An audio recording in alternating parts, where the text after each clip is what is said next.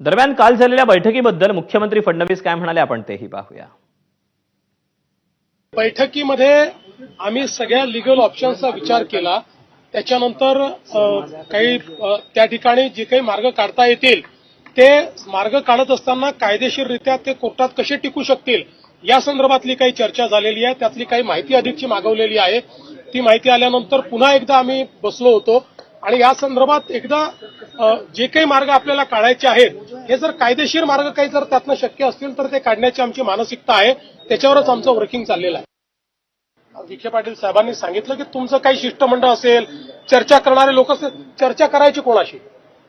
माईकवर चर्चा करा, अशी चर्चा होते का मला सांगा।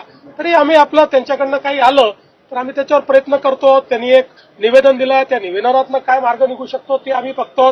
कारण शेवटी सरकारला त्या ठिकाणी कुठली आडमुठेपणाची भूमिका घेता येत नाही। सरकार कधी कुठला इगो धरत नाही।